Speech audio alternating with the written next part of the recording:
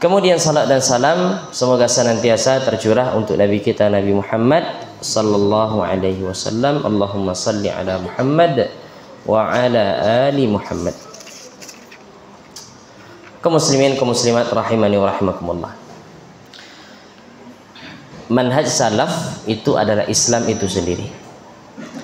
Islam adalah agama yang indah, agama yang sangat mudah, yang semua orang mampu untuk melaksanakannya kapanpun dan dimanapun. Allah subhanahu wa ta'ala turunkan agama Islam sebagai rahmat. Allah utus Nabi SAW, inna arsalnaka, sesungguhnya kami mengutusmu wahai Muhammad sebagai bentuk rahmat untuk seluruh alam.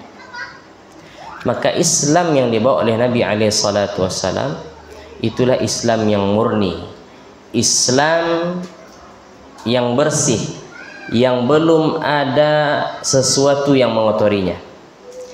Maka itulah yang dikenal dengan manhaj salaf.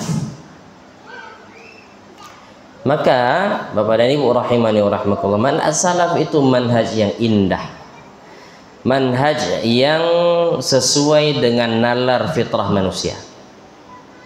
Karena Nabi SAW mengatakan Allah menciptakan manusia di atas fitrah. Maknanya apa? Allah Ta'ala menciptakan manusia di atas tauhid, di atas pemahaman yang benar. Kalaulah seandainya seorang manusia dia lahir kemudian dia diasingkan, maka dia akan kenal siapa Rabbnya. Dia akan tahu bagaimana dia akan menghambakan dirinya kepada Allah Subhanahu wa ta'ala. Ini adalah fitrah yang Allah tanamkan kepada setiap manusia.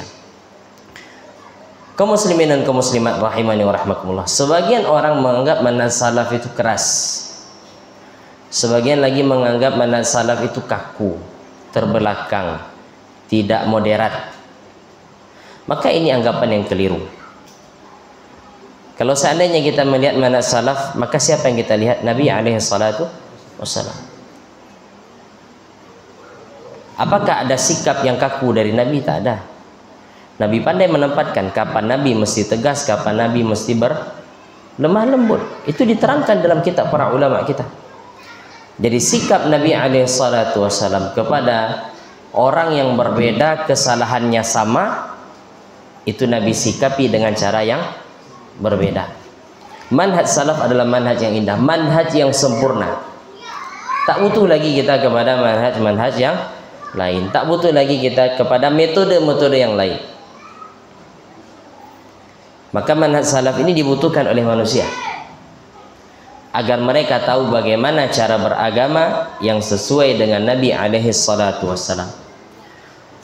Kaum muslimin dan kaum muslimat rahimani wa rahimakumullah, yang dimaksud dengan as-salaf itu adalah generasi terbaik dari umat ini. Yang dimaksud dengan as-salaf adalah generasi terbaik dari umat ini. Yang pertama adalah para sahabat radhiyallahu taala anhum. Kemudian yang kedua adalah at-tabi'in, dan yang ketiga adalah atba'ut tabi'in. Ini yang dimaksud dengan generasi salaf. Secara kurun waktu, secara kurun waktu dia dibatasi hanya pada 3 generasi ini saja. Kalau seandainya kita katakan salaf, maka secara kurun waktu dia adalah sahabat yang hidup di masa Nabi, kemudian orang-orang yang bergaul dengan sahabat, kemudian orang-orang yang bergaul dengan murid-muridnya para sahabat secara kurun waktu. Adapun secara pemahaman, maka dia akan ada pada setiap masa. Pemahaman salaf itu akan ada pada setiap masa.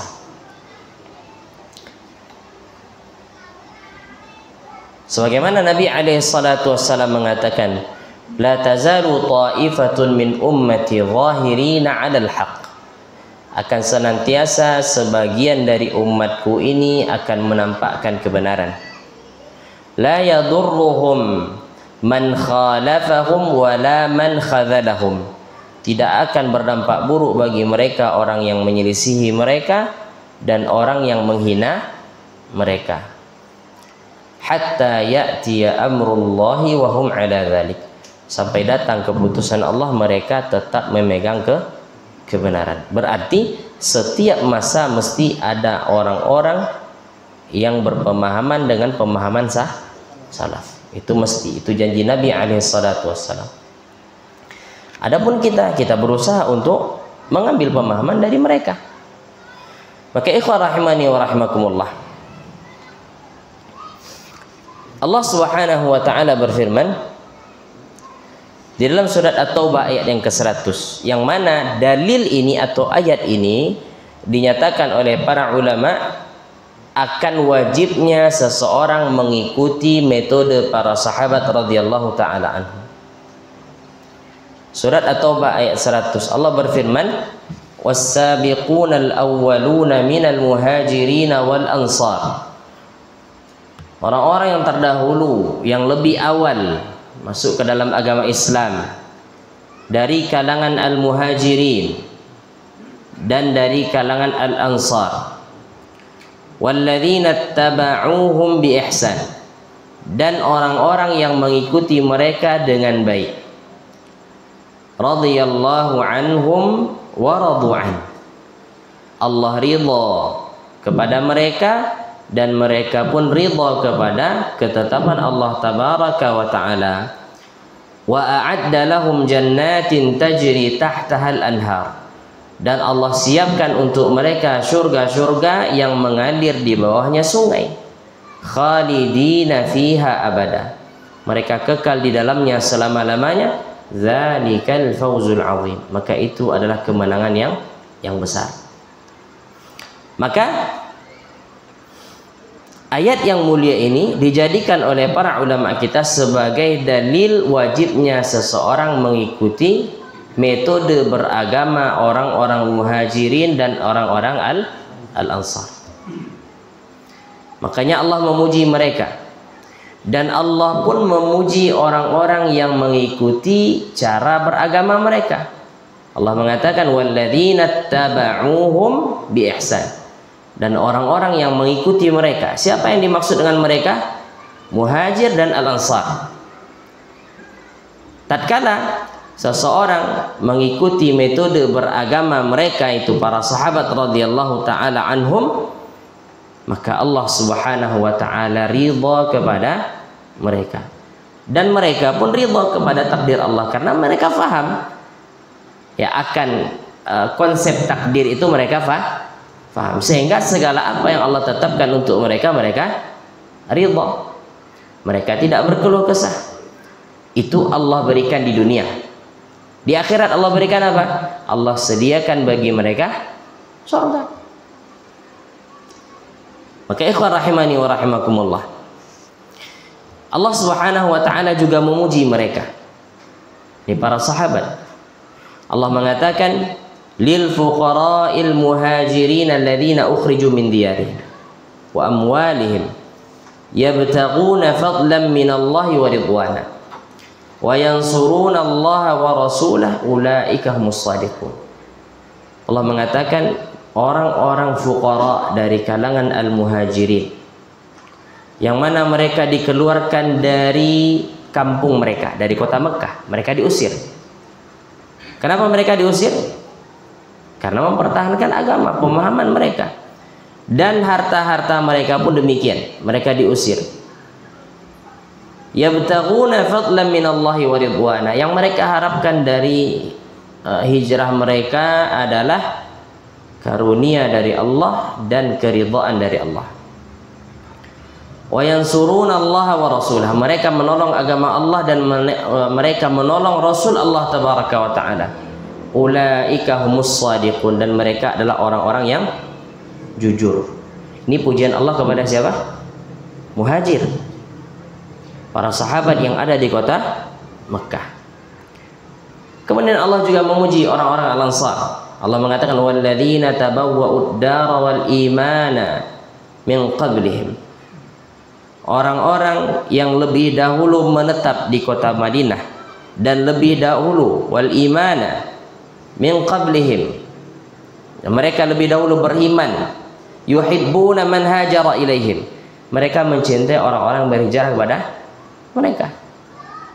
Kedua-duanya dipuji oleh Allah tabaraka wa taala. Berarti ini menandakan bahwasanya mereka ini adalah orang-orang yang mulia. Mereka ini adalah orang-orang yang dicintai dan diridhai oleh Allah Subhanahu wa taala. Maka kalau seandainya saja di dalam urusan dunia seseorang ingin mencontoh kepada orang yang telah berhasil, maka hendaknya dalam urusan akhirat juga demikian. Dalam urusan dunia, ketika seorang pedagang dia baru merintis usahanya, dia akan bertanya kepada orang yang sudah sukses dalam berdagang, bagaimana kiatnya, bagaimana triknya. Begitupun seorang petani tatkala dia baru mulai menanam, dia lihat ada orang yang lebih dahulu dibandingkan dia dan dia berhasil, maka dia tanya bagaimana caranya. Itulah urusan dunia. Maka dalam urusan akhirat pun demikian. Karena para sahabat telah Allah ridhai, maka kita ya hendaknya mengikuti jalan, maka wajib bagi kita untuk mengikuti jalan mereka.